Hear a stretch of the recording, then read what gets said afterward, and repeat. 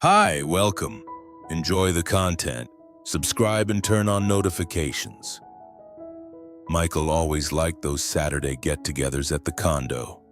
They were perfect moments to unwind after a long week of work. He and Sophia would get ready, bring something to share, and spend the afternoon with David and Emma, James and Isabella, Robert and Grace. The barbecue, the drinks, the conversations, they were all part of a routine everyone there seemed to appreciate. But as the months went by, what had started as simple hangouts began to feel different. Michael noticed small things others might have missed, but to him they were clear signs that something was going on beneath the laughter and jokes. While the guys talked about sports, politics, and business, the women exchanged knowing glances like they were sharing a secret their husbands would never understand. Sophia, in particular, always seemed to be at the center of those looks, and that started to bother Michael. He tried to focus on his conversations with David and James, but a strange feeling ran through him every time he saw his wife laughing at something that hadn't even been said out loud. It was like the women had a secret code, something the men would never get. This happened at every single gathering, and each week the discomfort grew. Michael began wondering if it was just his imagination, or if there really was a game being played right under everyone's nose. He remembered little phrases slipping out between laughs, quick references to situations that made no sense to the husbands, but always triggered nervous giggles among the women. Once he heard Grace mention that unforgettable night at the hotel, and right after, Isabella nudged her with her elbow like she was warning her to stop. The topic dropped, but the suppressed laughter left Michael uneasy for hours. The discomfort kept building until Michael decided he needed to pay closer attention. He started watching Sophia more closely, how she'd sneakily check her phone, how she'd look away whenever she caught him staring. He didn't have proof of anything yet, but his gut was screaming at him. The trust that had always guided his marriage was starting to crack. And after every gathering, he'd leave feeling like he'd been part of some setup run by the wives themselves. Over time, that suspicion grew into something bigger. Michael didn't want to be that husband who imagined things and spiraled into baseless paranoia, so, to be sure, he decided to take a practical approach. One Saturday before the get-together, he used a simple excuse to get into David and Emma's apartment. There, discreetly, he left a small recorder hidden in the kitchen, the place where the women spent most of their time during the gatherings. He didn't tell anyone, not even his closest friends, because he wanted the raw truth, not someone else's interpretation. That day he acted normal, not raising any suspicion. He talked, laughed, toasted, did everything everyone else did. But underneath he carried the anxiety of what he might find later. While the others relaxed, he watched Sophia and her friends differently, like someone observing a play and knowing the actors are hiding more than they show. The whispers, the muffled jokes, the quick exchanged messages during the gathering. All of it seemed to confirm that his decision to investigate had been the right one. When he finally got home and listened to the recording, his life changed completely. The women's voices came through clearly, no holding back, and the conversations captured were far from harmless jokes. They openly talked about secret meetings, mentioned lovers by nicknames, and laughed at how clueless their husbands were, as if fooling them was some kind of game. Each word felt like a knife. Michael didn't just recognize Sophia's voice among those bragging. He realized she was talking about recent events. Her joy in sharing these stories with her friends revealed a side of their marriage he'd never imagined. At that moment, any lingering doubt vanished. Michael wasn't mistaken. His gut feeling wasn't paranoia. What he'd heard completely changed the meaning of all those Saturday gatherings. That space once linked to relaxation was actually the stage for a twisted game where the husbands were treated like fools, unaware their wives were involved in something much more serious. and sitting there in swoons, Michael realized nothing would ever be the same again. That Saturday morning, Michael left the house saying he had to spend a few hours at the office catching up on work. Sophia didn't suspect a thing. She kissed him automatically and said she was going to the mall to pick up a few things for that night's gathering. But instead of driving to work, he parked his car on a nearby street and stayed on watch. Something inside him said this would be the day he finally got all the answers. A short while later, he saw Sophia leave in a hurry, wearing clothes picked with a care that didn't match a simple shopping trip. She checked her purse twice and headed toward the mall. Michael kept his distance, following every move with attention burning inside. From the driver's seat, he studied every gesture like someone solving a puzzle. When she reached the mall's side parking lot, she pulled out a different phone from her bag, small one he'd never seen before. Carefully, she made a short call and looked around like she was waiting for someone. Then it happened. A blue SUV pulled up and stopped beside her. Michael's heart raced when he recognized the driver, Ethan Reed, the car salesman who had smiled broadly at them months earlier while showing them a new model at the dealership. Sophia opened the door and got in like she'd done it 100 times before. No nervousness, no hesitation, just pure familiarity. Michael turned on the engine and followed them, not even noticing time passing.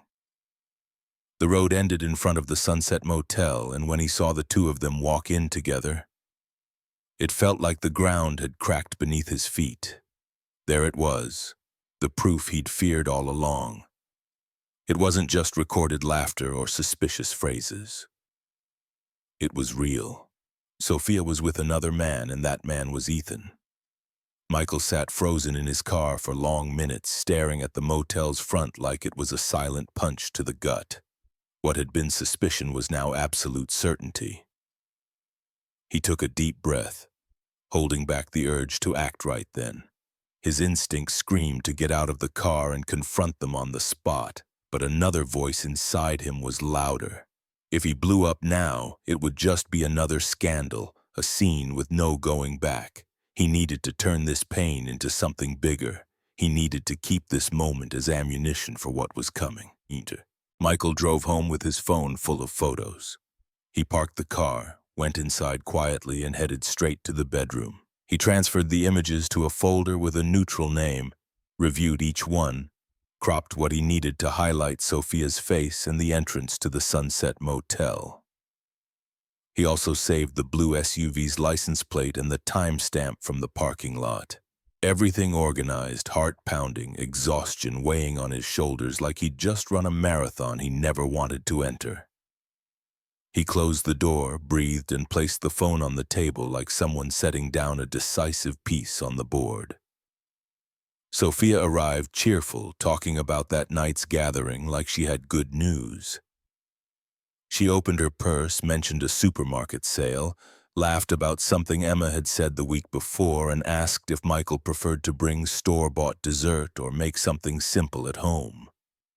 Her lightness hurt. He watched her for a few seconds, just long enough to burn into memory the contrast between the glow on her face and what had happened hours earlier. Then he said firm, without raising his voice, "Sit down. I want to show you something." She found his tone strange, but sat at the table. Michael unlocked his phone and opened the first photo. Sophia next to the blue SUV, hand on the door handle, looking at Ethan Reed. He swiped to the second, the two of them walking into the motel's courtyard. The third showed the car's license plate crystal clear. Sophia's eyes widened. She covered her mouth, shook her head, and tried to quickly come up with an excuse. "That's not me. It's someone who looks like me. The lighting, the angle, it's similar, but it's not me." He swiped to another image. Now the parking lot screen with the timestamp. "You think it's a coincidence that someone who looks exactly like you, wearing the same clothes you're wearing today, gets into the car of the same salesman who helped us at the dealership? I followed you from the moment you left the house. The words hit like a weight. Sophia lost her rehearsed defense. Her eyes filled with tears, her voice cracked, and she blurted out an early apology mixing guilt and fear. She tried to say it was a mistake, that it started without intention, that she'd felt lonely, that Ethan showed up at the exact moment their marriage was going through a rough patch. Michael listened without interrupting. He let her say what she needed to because every word revealed dates, places, and habits he'd already seen from the outside and was now hearing from within. When she stopped, he asked, "How long? How many times? Where?" Sophia answered in pieces, trying to downplay the damage. She talked about their first meeting, a text conversation that got out of hand, returning to the motel weeks later, how the second phone had been bought to avoid confusion. With each detail, Michael calmly went back to the photos, the timestamp, the license plate, the sequence of images. There was no way to maintain the look-alike story. She cried again, begged him to believe this didn't erase their history, brought up good memories, and asked for a chance. Michael held back the urge to drown the conversation in accusations. He stayed focused. "There's one more thing. I heard your conversation in the kitchen last Saturday. The whole thing. Laughter, plans, nicknames, all of you laughing at your husband's expense. And today I just wanted to see if my suspicion had any basis." It did. Sophia turned pale. She looked at the window like there was an escape route out there that didn't depend on her. "We say stupid things when we're together." He raised his hand, asking for focus. "I want names, all of them. No beating around the bush." She tried to buy time. Said it was cowardly to expose her friends, that every marriage had its own ghosts. Michael stayed silent and simply turned the screen toward the photo of Sophia with Ethan, a reminder that this request wasn't coming out of nowhere. The pause stretched on until she, defeated, began to speak. First, she named Isabella. She's involved with a guy named Lucas. They meet near downtown almost always on Wednesdays. They use the same cafe as their meeting spot and then go to a flat he rents. Michael mentally saved the name and asked for the last name. Sophia said she thought it was Lucas Bennett, that she'd seen it written on a keychain. Then came Emma. She got close to a gym instructor. Noah. She's been training at the same place for months. Started with extra classes and turned into something beyond workouts. He works odd hours so it doesn't raise suspicion. Michael asked for the full name. Sophia said Noah Fletcher and added that Emma had once lied to the gym reception on a Saturday, saying it was a physical evaluation. Only Grace was left. Sophia took a deep breath before speaking with Grace. "It started at work. A co-worker from the projects department, Oliver Hayes.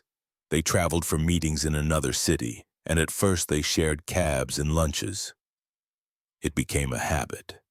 Once they used a business hotel and came back the same day, saying they'd missed their flight.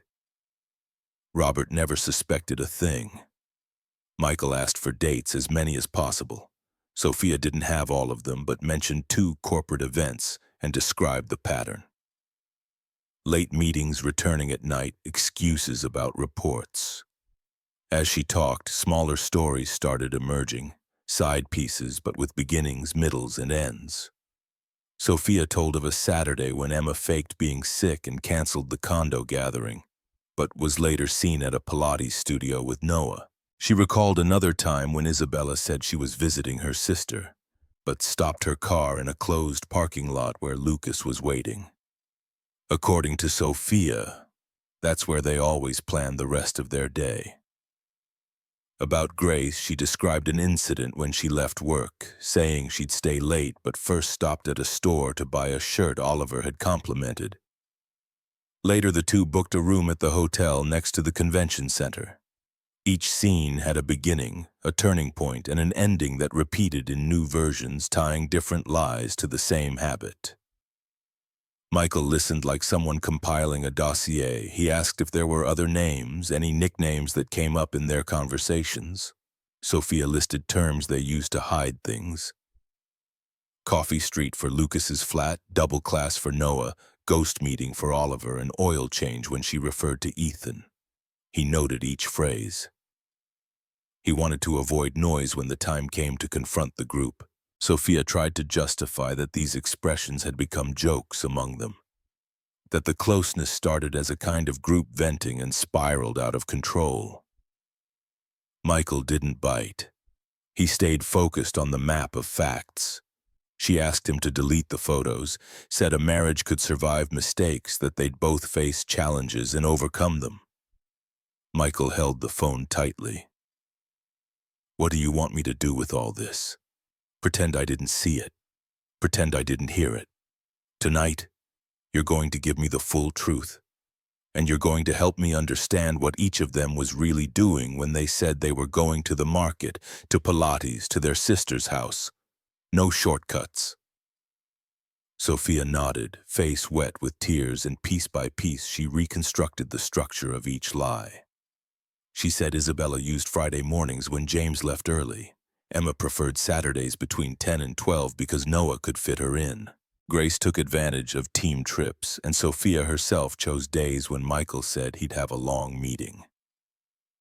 Michael remembered a specific day 2 weeks earlier when she'd left to pick up a gift. Sophia admitted she went to the Sunset that afternoon. Then he asked her about the kitchen conversations, about the mocking tone he'd heard on the recording. Sophia tried to hide behind the pain of the moment, but he repeated the question precisely. Who led the jokes? Who encouraged the others? Who set up the meetings? She said Emma usually joked the loudest. Isabella had the most courage. Grace was the most cautious. She admitted that often she herself, Sophia, laughed last, like she was trying to prove she was above suspicion. She confessed the feeling of power had become addictive. When the flood of names and details ended, the house felt trapped in thick slants. No shouting, no doors slamming, just facts on the table, faces named, routes confirmed, and Ethan Reed's image sitting at the center of it all as a reminder that this had gone too far. Sophia wiped her face and asked what he would do. Michael put the phone away, closed the folder on the computer, and simply said that that night at the gathering each person would hear what they needed to. She begged him to avoid exposure, said her friends would freak out, that the husbands would react badly. Michael calmly replied that the truth was already out. What came next would just be the consequence. Michael took a deep breath, put the phone away, and looked his wife in the eyes. He spoke calmly, like he'd weighed every word before saying it. "I can forgive you if you promise me one thing. You can't tell anyone. Not your friends, not the husbands, not a soul. I need that trust. If you say yes, I'll forgive you." Sophia leaned forward, desperate, grabbing the chance like it was her only way out. "Yes. Yes, I accept. I promise I'll never do this again. If you want, I'll even stay away from the girls." Michael responded firmly but not aggressively. "You don't need to stay away. But tonight we're not going to the gathering." He picked up the phone, called David, and said he wasn't feeling well, a bad headache, and preferred to stay home. He gave quick apologies and hung up. For the rest of the night, Michael stayed cold and distant. He didn't raise his voice, but every word cut deep. When Sophia tried to get close, he just raised his hand and said he'd already heard enough. He stood up, went to the bedroom, and before closing the door said without looking back, "You're sleeping on the couch tonight." The words fell like a sentence. Sophia froze for a few seconds, then walked silently to the living room, hugging a blanket like it was the only company she had left. But behind it all, Michael was already planning a different path. He didn't want the relief of a fake forgiveness. He wanted justice. He wanted each husband to know the full truth, names, dates, locations. If Sophia suspected and warned her friends, everything would be ruined. So he kept up the act until Monday. That night after dinner, Michael said he needed to go out, that his head was full and he needed some air. Sophia agreed, thinking he was trying to pull himself together. In reality, Michael went straight to the place he'd arranged with his friends. He called David, James, and Robert and asked for an emergency meeting, also asking them not to mention it to their wives. When they were all together, Michael got straight to the point. He told them about the hidden recorder in the kitchen, about the jokes and confessions from the wives, about how he'd followed Sophia and taken photos at the motel with Ethan Reed. He said he'd only promised forgiveness to ensure her since, but he couldn't hide this from them. The friends were shocked. Disbelief turned to anger. From that moment on, each decided to investigate on their own. On Monday, after the secret meeting among the men, each returned home carrying a mix of rage and disbelief. Until then, they'd lived in what seemed like a stable routine, but now everything was cracked. They decided not to confront the group together. Each would investigate in their own way, confirming what Michael had already revealed. David was the first. The next day, he noticed Emma made a weak excuse. She said she was going early to the gym for an extra physical evaluation. Michael had already told him about the instructor, Noah, and that was enough for David to decide to follow her. He parked in front of the gym, but Emma didn't go through the main entrance. She walked around the block and entered through a side door meant for staff. David parked a few meters away and waited. Minutes later, he saw Emma come out with Noah, laughing and checking her phone. The two got into a car she'd never mentioned and drove straight to a nearby apartment. David felt his body tremble. He stayed in the car, watching the door close behind them, memorizing the scene that confirmed everything. When Emma came home that night, he was waiting. Without raising his voice, he simply asked, "Was the workout good today?" Her silence said more than any explanation ever could. James, on the other hand, decided to investigate Isabella on Wednesday. She said she'd spend the afternoon with her sister. He pretended to believe it, but took his car right after she left. He followed her route and saw her park in front of a cafe downtown. There a man was already waiting. Lucas Bennett. James watched from a distance. Quick hugs, a discreet kiss, then the two walking to a rented flat. James moved closer, took photos with his phone, each click confirming what he was already prepared to hear. That night, Isabella came home smiling, brought a bag of souvenirs to justify the visit to her sister. James left the bags on the table, pulled out his phone, and showed the photos. "Was it your sister who kissed you this afternoon?" he asked. Isabella lost all color, tried to make up excuses, but James had already turned away. Robert was the last and perhaps the most devastated of all.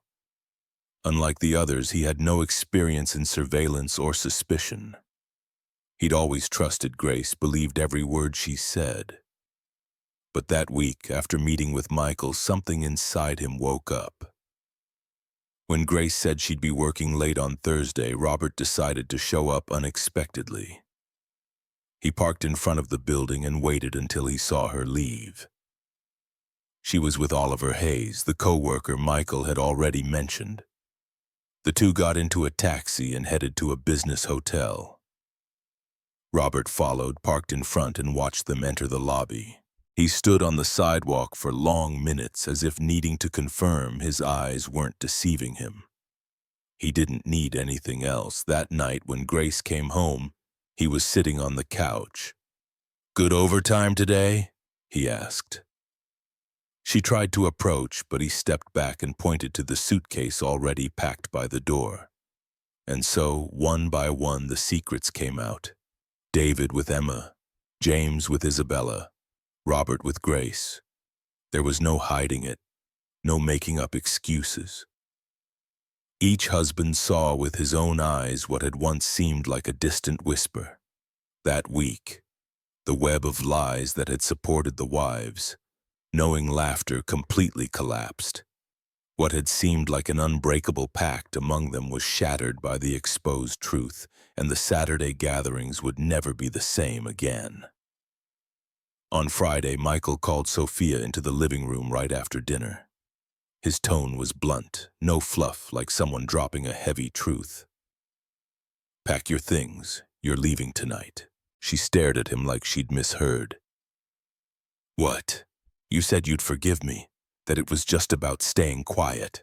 He crossed his arms. "I said that so you wouldn't run and warn your friends. I wanted to make sure no one got tipped off. Now each husband has confronted his wife. The plan is done.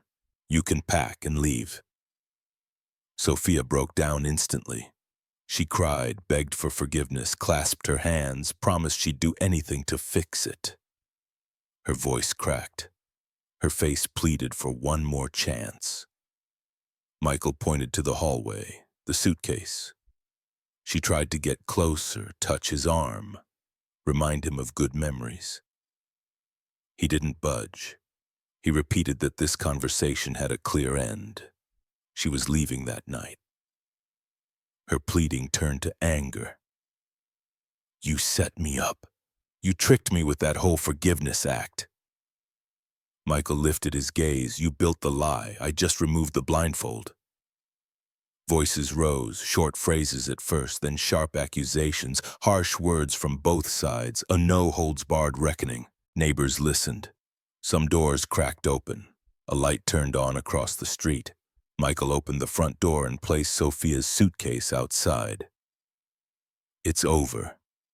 She made one last plea, promising to cut ties with her friends, to sever all contact, to give him all her passwords, to go to couples therapy. He'd already decided. "You knew exactly what you were doing every time you made plans. Today's the harvest." Sophia wiped her face quickly, grabbed the suitcase, and left. She opened the car with a shaky hand. She looked at him like there might still be a chance to come back. Michael stood motionless in the doorway, not saying another word. The engine started and the car drove away. Where to? He didn't want to know. He slowly closed the door, walked through the living room, and stood in the middle of the silence, feeling the weight of the emptiness left behind. In his mind, one certainty. From now on, everything would be different. The following days were a cold adjustment to routine. Papers divided, keys changed, the ring resting in a drawer that no longer got used. Sophia's messages came short, almost always asking for another chance. He replied formally about practical matters and ended the conversation. At night, the house felt bigger, but it no longer echoed with the laughter that once filled those rooms.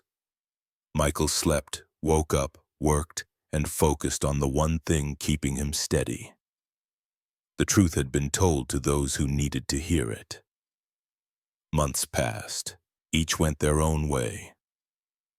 David ended things with Emma for good and started training at the park near his house. Now with a group of kids who couldn't afford gym fees. He discovered a joy in teaching basics, correcting posture, telling stories that inspired. Sometimes when one of them messed up a move, he'd laugh at himself and say he'd learned patience the hard way. James, after the storm with Isabella, threw himself into work. He took long shifts, took courses, passed an internal selection, and changed departments. A busy mind didn't heal everything, but it kept him upright. One night, while reviewing reports, he ended up laughing alone at a memory. Isabella's dramatic way of hiding her second phone inside a wine-colored toiletry bag. He laughed at his own blindness, at her cheap cleverness. Laughter became the antidote. Robert, always quiet, slowly put his house back together. He took down photos, stored paintings, left the walls bare for a while. One Saturday, he decided to cook a recipe Grace had always messed up. He got the sauce right on the second try, and sitting at the table with a simple plate, realized life went on. At work, he earned respect for his calm. By month's end, he accepted a transfer to a branch in another region. He told his co-workers he wanted a fresh start. It was true. One Friday night, they agreed to meet at their usual bar. Same wooden counter, same bartender who knew their orders without writing them down. Michael arrived first. He didn't look like a carefree man, but there was a humor on his face that pain often tempers with time. David walked in and immediately cracked a joke. "If I ever date again, the first thing I'm doing is asking for an allergy test to double class." They laughed because they knew exactly what that phrase had hidden in the past. Michael leaned back and let the noise around him fade into the background. He didn't need to say he missed some things, nor hide that others would never be missed again. The night moved slowly, and life, even stitched back together, showed a new face. Outside, cars came and went. Inside, 3 half-full glasses and a friendship stronger than ever. They laughed at every situation, at the absurdities and ironies, like people slamming a heavy chapter's cover shut. And the story ends there. Men at a bar, a toast, and the silent certainty that sometimes the truth burns first, then only then it warms. In the heart-wrenching tale of betrayal and redemption, we uncover a profound life lesson. Trust, once shattered, demands courage to rebuild, but truth is the ultimate liberator. Michael's journey from suspicion to painful revelation reminds us that ignoring our instincts can prolong agony, while facing harsh realities head-on, though excruciating, paves the way for genuine healing. The husband's unbreakable bond teaches us that true friends stand by you in the storm, turning shared sorrow into strength. Life's betrayals may leave scars, evoking raw emotions of anger, grief, and eventual peace. But they also forge resilience, reminding us to cherish authenticity over illusions. As the men raise their glasses in quiet triumph, we're inspired to value honesty in our relationships, embracing the burn of truth that ultimately warms the soul. What lessons have you learned from betrayal? Share your stories in the comments below. We'd love to hear them. If this moved you, hit that subscribe button and turn on notifications for more emotional tales that touch the heart. Let's grow together.